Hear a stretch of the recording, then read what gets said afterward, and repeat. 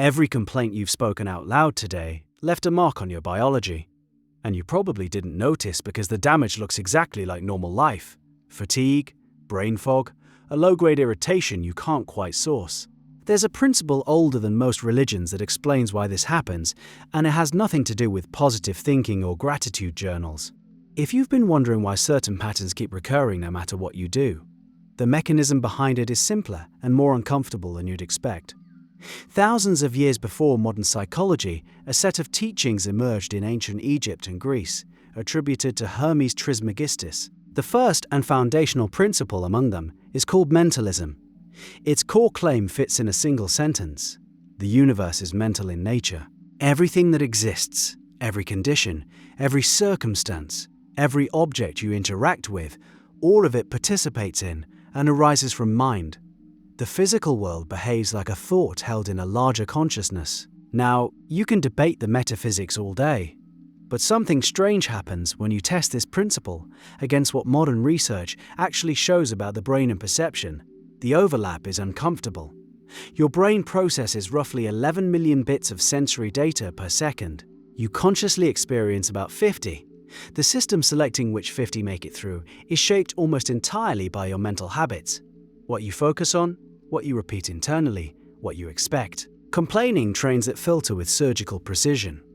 Every time you vocalize a grievance, you're telling the selection system, more of this.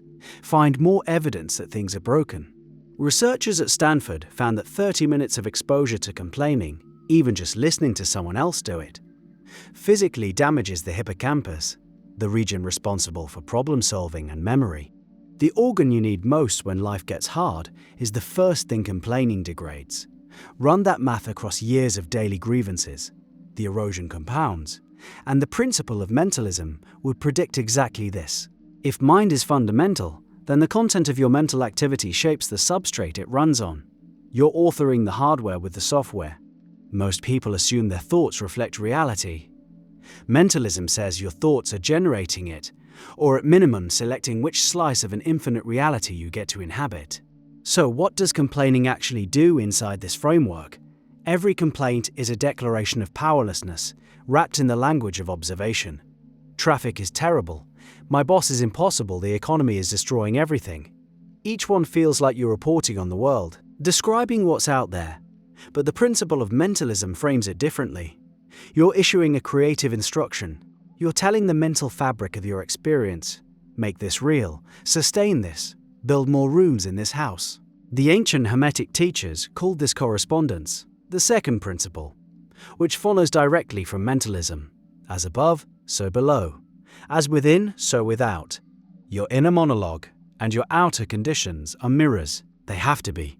If the universe is mental, then the boundary between your thinking and your environment is thinner than you've been treating it.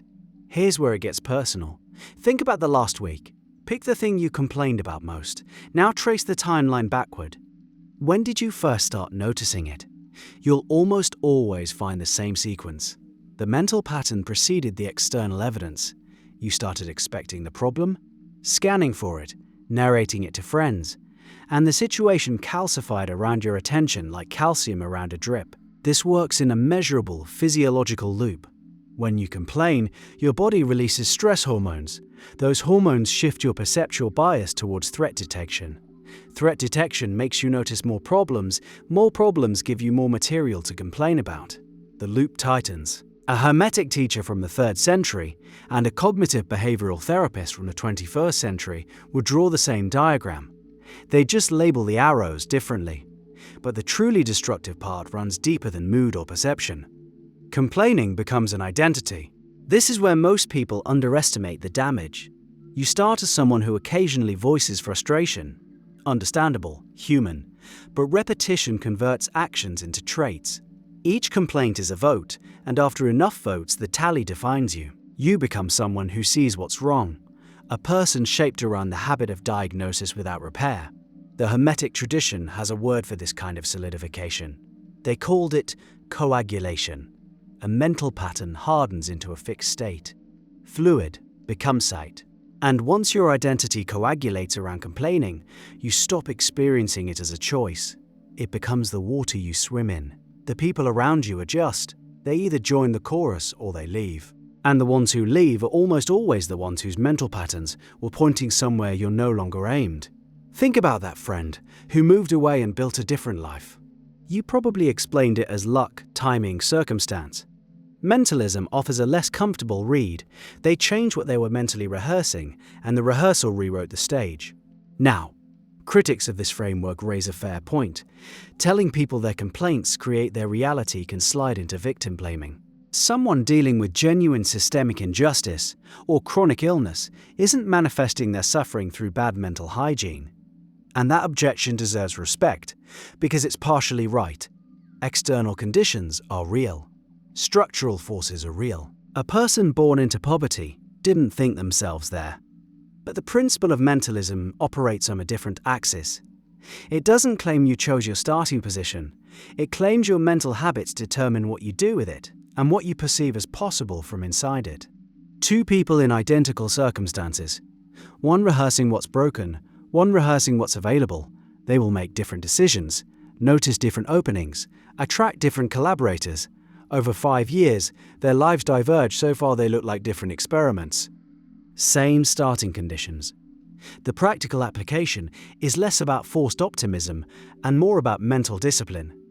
The Hermetic practitioners didn't walk around smiling at everything. They observed, they assessed, they acted. The difference is, they refused to let the assessment calcify into a narrative loop. You can notice that traffic is slow without spending 20 minutes building a mental monument to it. You can acknowledge that your boss made a poor decision without rehearsing the prosecution's closing argument in the shower for a week. Observation without narration. That's the skill, and it's brutally difficult because complaining feels productive. It mimics analysis. When you list everything wrong with a situation, your brain registers it as problem solving. You feel like you're doing something. Meanwhile, the mentalism principle suggests you're doing the opposite. You're deepening the groove the problem sits in, making it more real, more permanent, more central to your experience. Every repetition adds another coat of paint to a wall you're trying to tear down. There's a practice buried in the older Hermetic texts that translates well here. They called it mental transmutation. The idea is straightforward. Since everything is mental, the way to change a condition is to change the mental state that corresponds to it.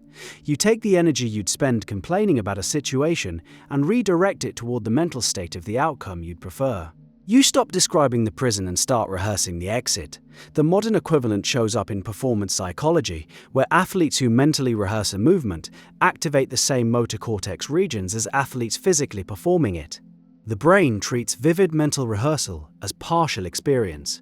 It rewires around what you practice, including what you practice saying. So the real cost of complaining, through a Hermetic lens, is opportunity cost measured in neural architecture.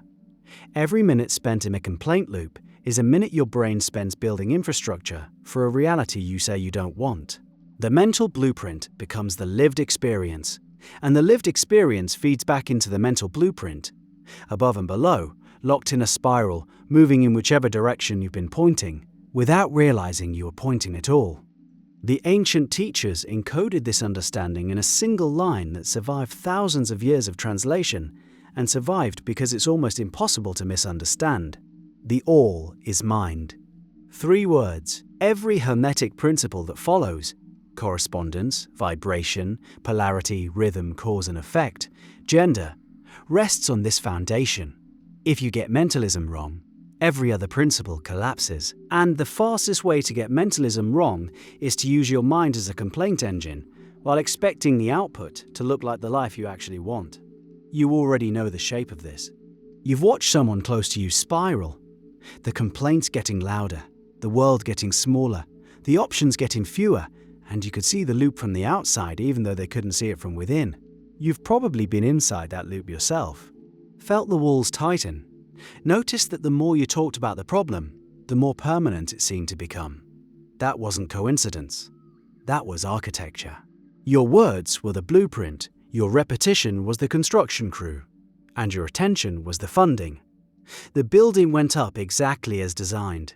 The uncomfortable question the Hermetic tradition leaves you with is this: if your mind is the primary creative instrument of your experience, then what have you been building with it today?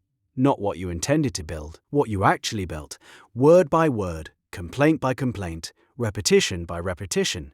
The answer is sitting in your calendar, your bank account, your relationships, and the feeling in your chest right now. The blueprint is always visible if you're willing to read it.